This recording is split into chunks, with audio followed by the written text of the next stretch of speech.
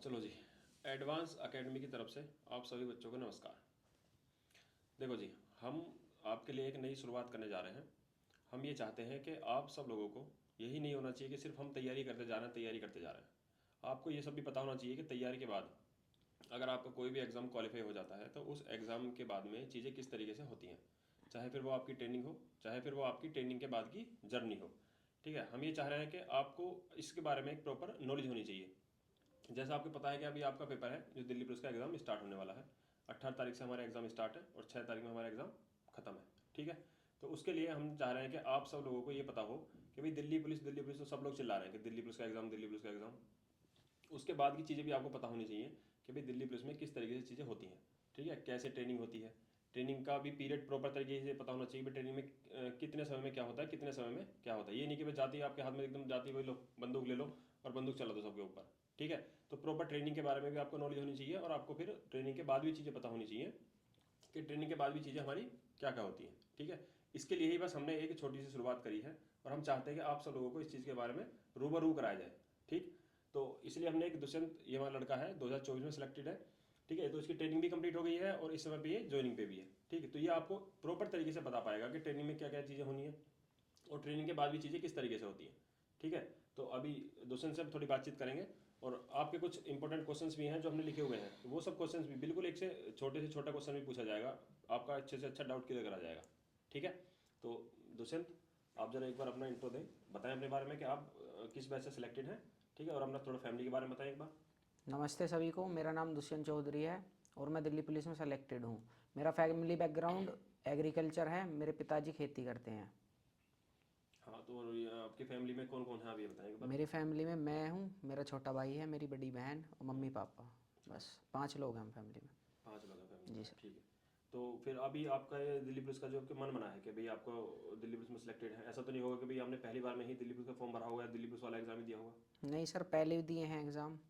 तो आपने पहले कौन कौन से एग्जाम दिए थे अभी ये बताएं एक बार। मैंने सर सबसे पहले एयरफोर्स का एग्ज़ाम दिया था, हम्म। उसमें मेरे थोड़े नंबर कम रह गए। हम्म।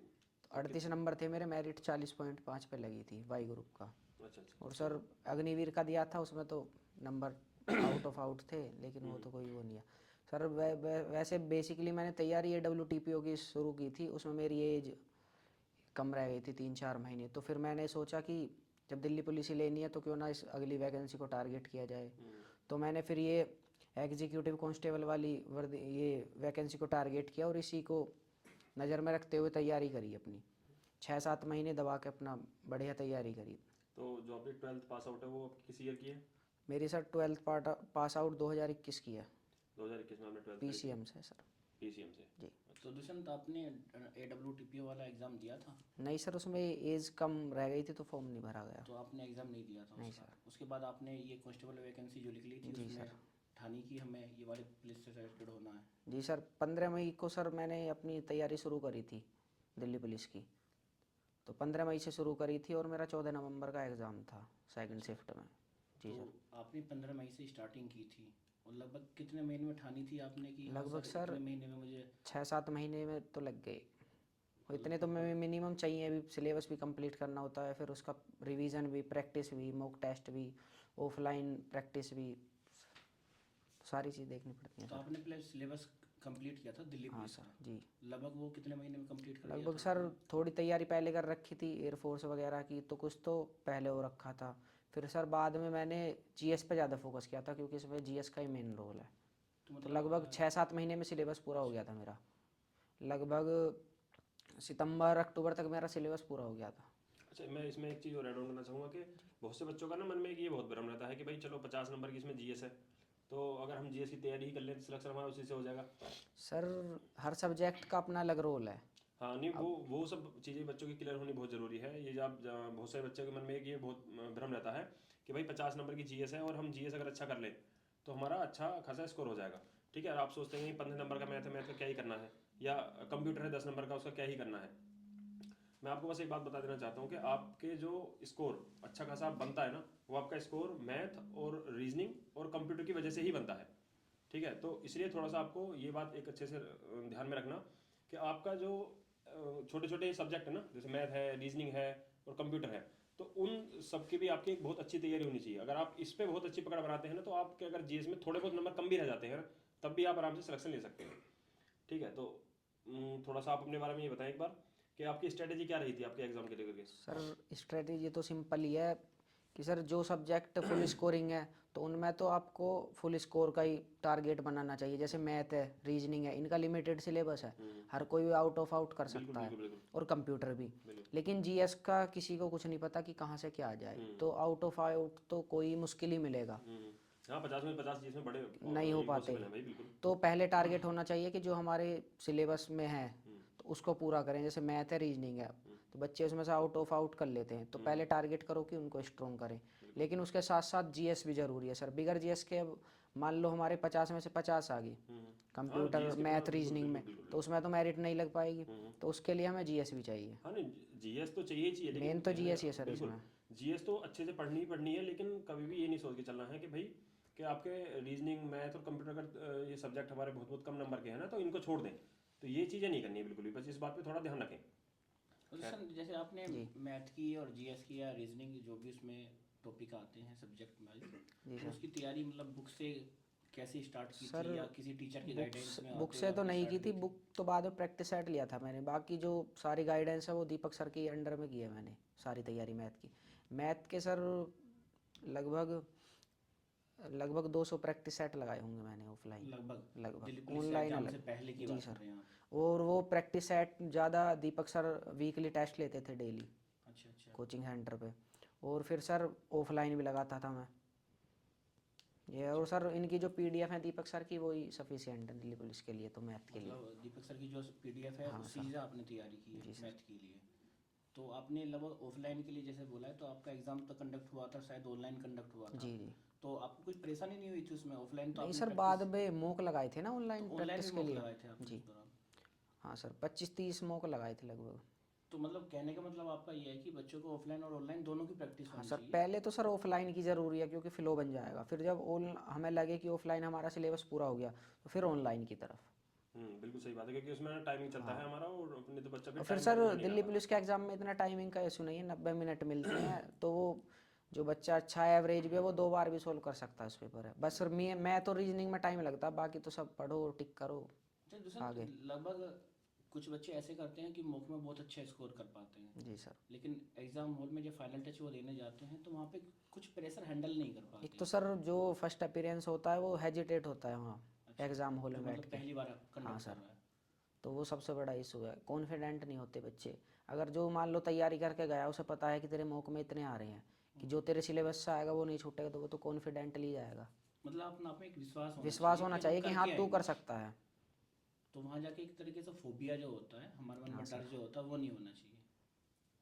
तो आपको ये फेस की करनी पड़ी थी सर प्रॉब्लम? फेस हर किसी को होता है सर, कोई भी जाएगा थोड़ा बहुत तो डर लगता है कि क्या होएगा तेरे साथ।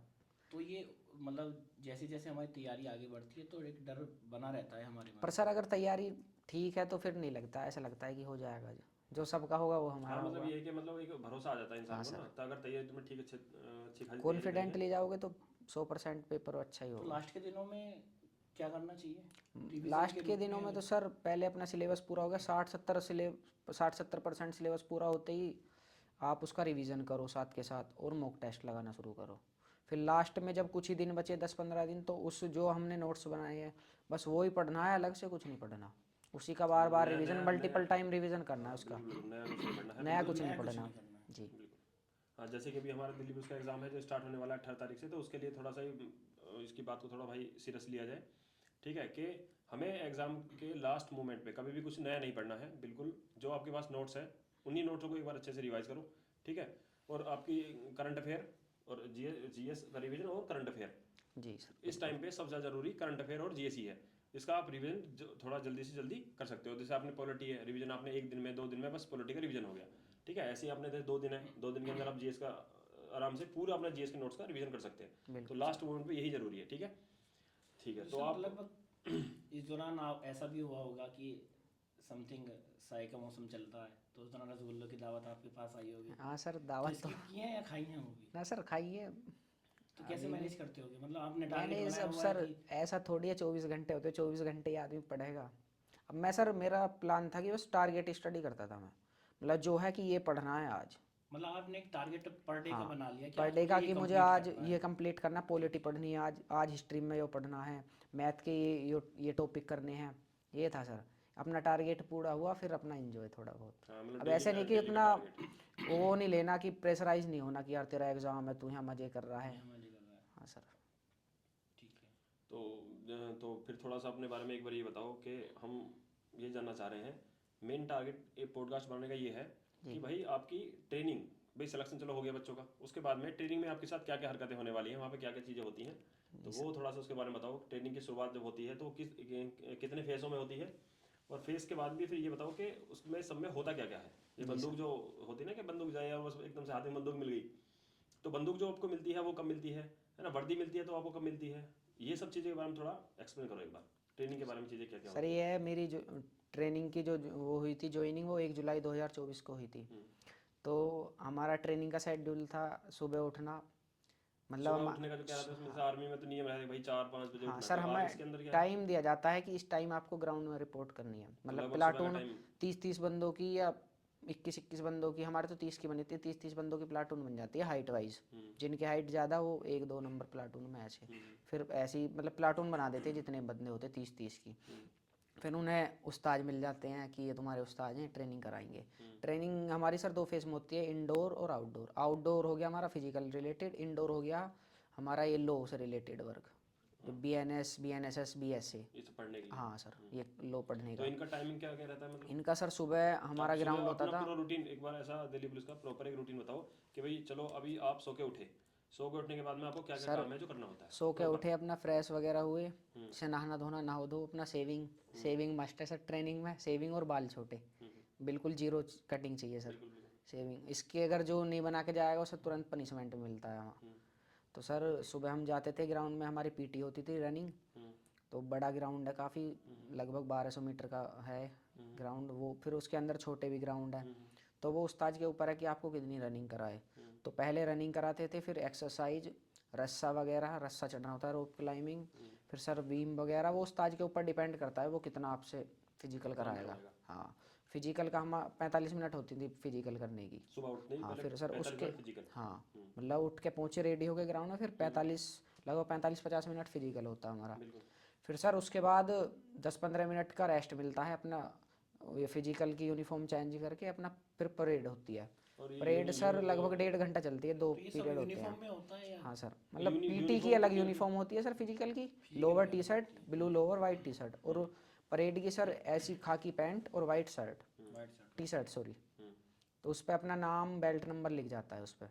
अच्छा, जो बच्चा मतलब लापरवाही के कारण नहीं पहुंच पाता होगा ग्राउंड पे, उनके साथ सर क्या उसके साथ पनिशमेंट होता है, उसकी एंट्री हो जाती है रोज नामचे में, पुलिस में रोज नामचा चलता है, DD अच्छा अच्छा। डेली डायरी, तो उसमें उसकी एंट्री हो जाती है, वो उसके करेक्ट रोल में वो आगे तक चढ़ जाती है फिर। मतलब मतलब ट्रेनिंग का तो इतना इशू नहीं है, उस्ताद पनिशमेंट दे के छोड़ देते हैं, लेकिन जब हम पोस्टिंग हो जाती है हमारी, फिर दिक्कत है, अगर एब्सेंट लग जाए या तो डिले हो जाए तो। पहले वो दिन वाली जो कहानी है वो पूरी करो। 15-45 मिनट आपका स्टार्टिंग में क्या हो गया, शुरू में PT वगैरह हो गया। PT वगैरह होगी, हाँ फिर फिर सर उसके बाद रेस्ट अपना कुछ खा पी के फिर रेडी हो जाते हैं परेड के लिए, तो 1.5 घंटा परेड चलती है, तो खाने पीने 45-45 मिनट के 2 खाने पीने पीरियड। में क्या क्या मिलता है वो सब अंदर। खाने पीने में नाश्ते में दूध, और फिर पर डे के हिसाब से होता है अलग अलग, मतलब दूध तो है ही कंपलसरी कंपलसरी, है। उसके साथ चने पोहा, संडे को केले वगैरह ऐसे मिलते हैं, दलिया ओट्स ये, तो मतलब। नाश्ता 45 मिनट पहले PT, उसके बाद हाँ नाश्ता, हाँ, फिर परेड। फिर परेड होगी। वो हाँ कितने समय की होगी।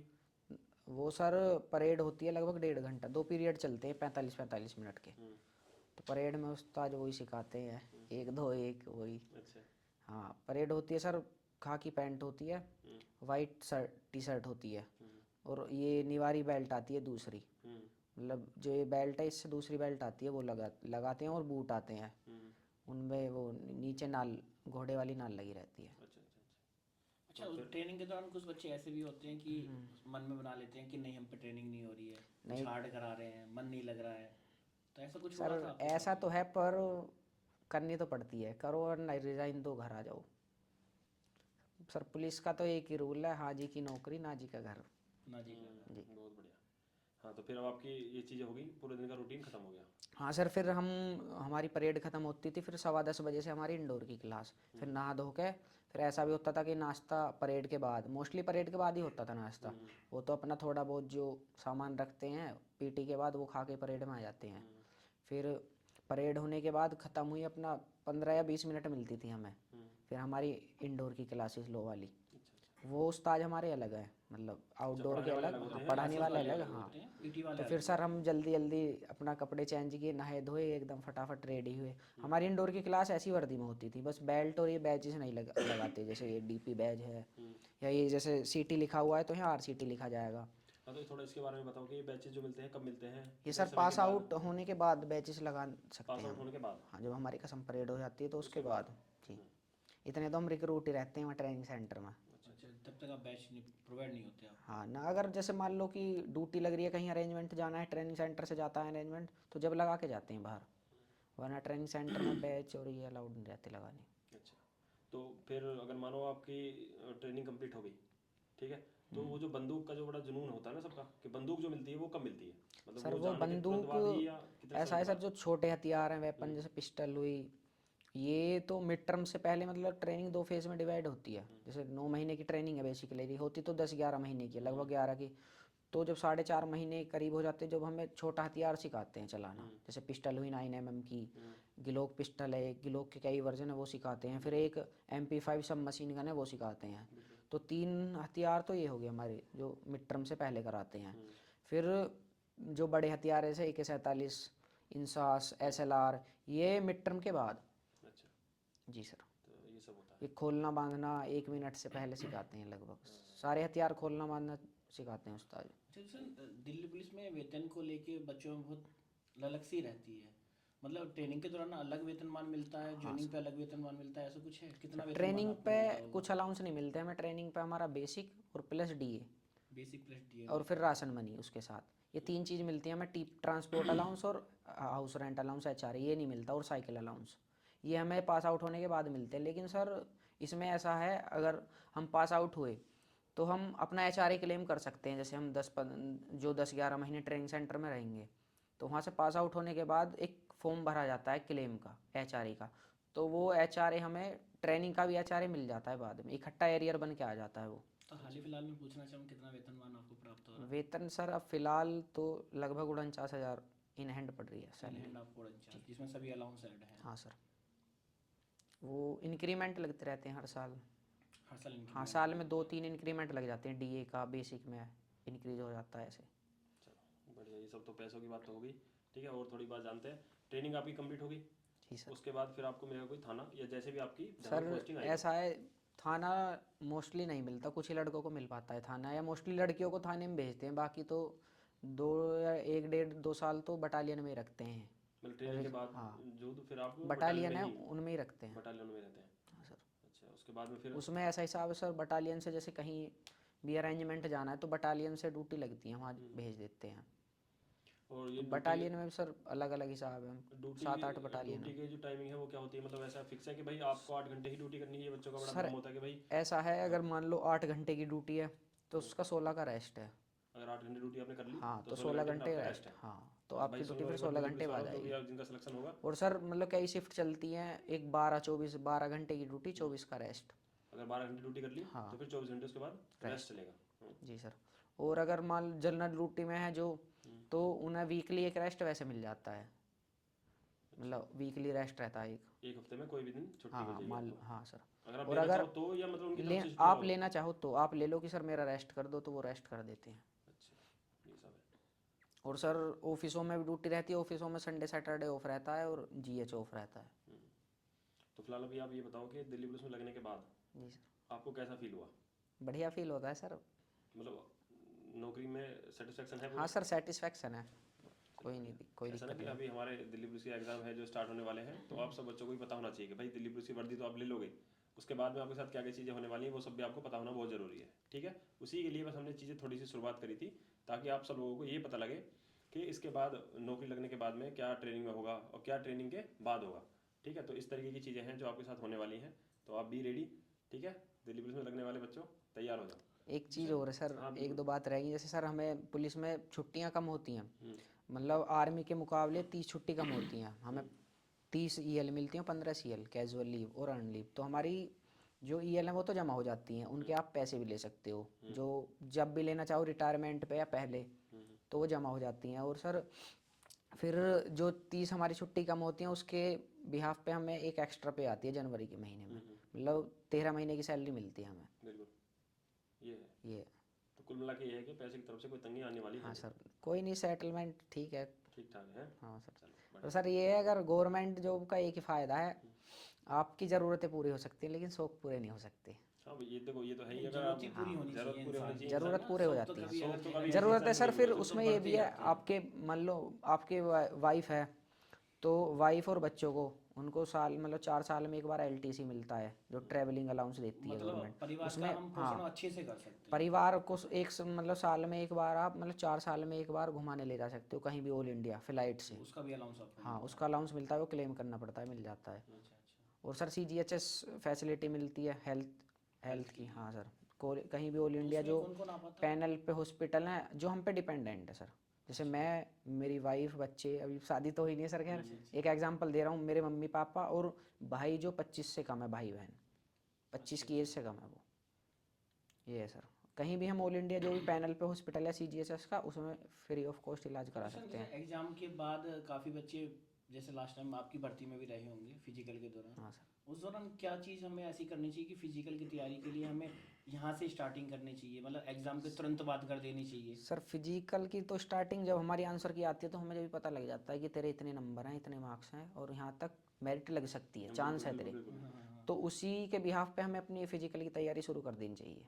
मतलब एग्जाम करने के बाद अगर हमें लगता है कि एग्ज़ाम के हाँ बाद लगता है तो सबसे तुरंत बढ़िया है सर। तभी कर देनी चाहिए। जी, वरना तो आंसर की आती है, पहले आ तो जाती है आपने कहाँ उसके से बाद। तैयारी की थी, सर मतलब मैंने, किसी कोच के अंडर की थी या खुद से नहीं सर, सेल्फ हम की तो थी? गाँव वाले बाल लगे सर, खेती वेती करता था मैं तो थोड़ी बहुत, अच्छा तो अच्छा। अपना ऐसे हो गया मेरा तो तो अपने सर। गांव में प्रैक्टिस की थी हाँ सर, आपने? ग्राउंड है गाँव में, वहाँ पे हाई अच्छा जंप अच्छा। लॉन्ग जंप का भी मैं ले जाता कस्सी टांग के बाइक पे, अच्छा अच्छा। तो वहीं अपना खोद के बना लिया था, वहीं प्रैक्टिस कर लेता था। एक भाई था मेरा जो करवा देता था तैयारी, वो आर्मी की तैयारी करता था तो उसके साथ में दौड़ लेता था।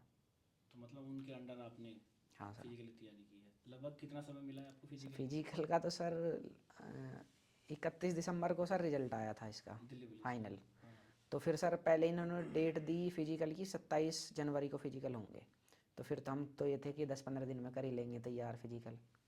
तो फिर सर घटाते घटाते 13 जनवरी की तारीख कर दी इन्होंने फिजिकल की। तो 13 दिन ही मिले थे हाँ इस हाँ सर, बार फिर दिल्ली 13 पुलिस दिन में। मिले, 2-4 दिन तो ऐसे ही निकल जाते हैं कि हाँ भाई नंबर आ गया नंबर आ अपना गया, खुशी में। खुशी तो होती सर है। 7-8 दिन फिजिकल की तैयारी करी, पर सर करी थी दोनों, दो टाइम करी थी, सुबह शाम, कभी कभी दोपहर में भी।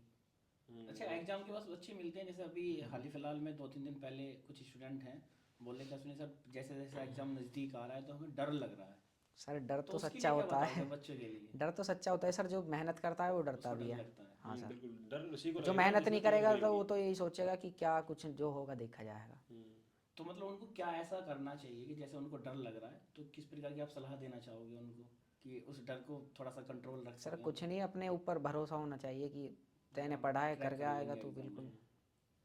अच्छा बाकी तो फिर एग्जाम होने हाँ, के बाद चीज़ें डर वर सब खत्म हो ही जाना है, फिर उसके बाद ना डर है ना और कुछ सर है। फिजिकल का तो ऐसा ही है, इसका मतलब फिजिकल थोड़ा टफ सा ही मानो तुम, क्योंकि सर बच्चे फिजिकल क्वालिफाई नहीं कर पाते, क्योंकि 6 मिनट की रनिंग भी है, 1600 मीटर, तो लगती तो है कि 6 मिनट में कर लेंगे पर हो नहीं पाती, क्योंकि मैं अपना प्रैक्टिस एक्सपीरियंस करनी बता रहा हूँ अपने बैच का सर। प्रैक्टिस करनी फिर पड़ेगी अच्छी खासी। उसमें हम लगभग 238 का बैच था, कुछ तो आए नहीं उसमें, फिर हम 10-11 लड़कों पर रेस लगी थी सर, 238 का बैच था, मतलब जो, 238 का हाँ बैच था? उसमें कुछ एब्सेंट थे सर जो पहुँचे नहीं थे फिजिकल में, तो अच्छा उसमें अच्छा। 11 पर रेस लगी थी। रनिंग फिर सर कुछ बच्चे हाई जंप में डिस्क्वालीफाई होते हैं, कुछ लॉन्ग जंप में, फिर हाइट में भी निकलते हैं, कुछ चेस्ट में भी निकलते हैं, पर दिल्ली पुलिस का स्टाफ सर कोऑपरेटिव है, निकालता नहीं है, अगर चल जाएगा मतलब तो। ये अगर थोड़ा थोड़ा बहुत बहुत कोई इंचों में दिक्कत मैनेज है। कर हाँ लेता है कर शायद, लेते हैं है ना? मैनेज, अगर जो उनके हाथ में बात है वो कर लेते हैं, मैनेज कर लेते हैं, उनका बढ़िया इंतजाम करते हैं वो, मतलब खाने पीने का कोई दिक्कत नहीं आती, अगर किसी का कोई इंजरी है तो वही लेके जाएंगे दिखाने, एम्बुलेंस वहीं मिलेगी आपको, सब सब फैसिलिटी मिलेंगी बाद में। कुल मिला के ये है कि हाँ, मतलब दिक्कत ऐसा भी आएगी नहीं होता आपको सर दिल्ली पुलिस हमारे के एग्जाम साथ के बाद। फिजिकल के टाइम पे, दिल्ली पुलिस के एसआई हमारे साथ भाग रहे थे कि भागो भागो, इतना कोऑपरेटिव मोटिवेट रहते करते हैं हैं। हाँ पूरे सर अच्छे से। बिल्कुल। चलो ठीक है जी। चलो, आपको बहुत बहुत बधाई हो, थैंक यू सर। और आगे उम्मीद करते हैं आप निस्वार्थ भाव से काम करेंगे। हाँ भाव से हाँ काम सर, करेंगे। ऐसा ही है अभी तो। ठीक है, और कोशिश कीजिएगा इस मुकाम पे आप पहुँचे हो तो परिवार को एक अच्छे से अपना पोषण कर पाए। जी सर, बिल्कुल।